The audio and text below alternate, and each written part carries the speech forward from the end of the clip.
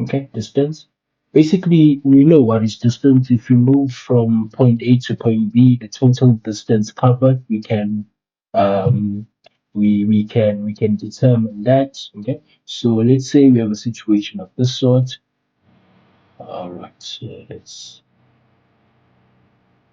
say we have this. Okay, and then we have 2 points. There's one point over there, and then we have another point over here. And these points are connected by means of a straight line. This is our straight line. And we will call this point A and then this one point B. The coordinates of these points is this one is -2 and 3. Okay.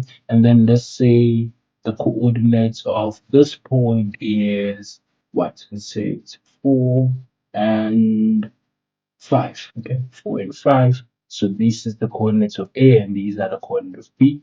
Okay. Now the distance of AB is basically the length of the line AB. Okay, that is a bit self-explanatory. So there is what we call a distance formula.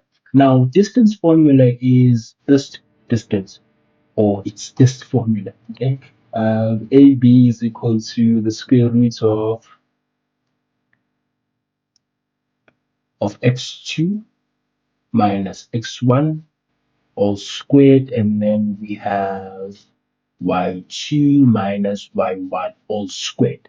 Now, before you can even begin your calculations, you have to make a very crucial decision, a very important decision. You have to pick and choose which one will be your point two and which one will be your point one. Okay, I'll pick this to be my point one, and then I'll pick this to be my point two. Why is this important? If you look at the formula, there is x2. Now, if you pick this point to be x2 or this point to be point 2, then you know that x2 is equal to 4. And then if this is your point 1, then we know that x1 is equal to -2. Okay.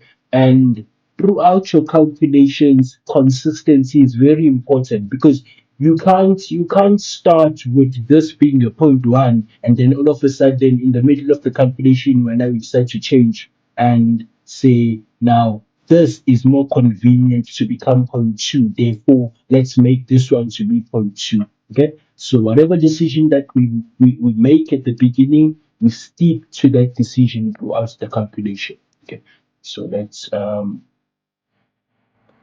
let's demonstrate what we are talking about. Okay, so we do that.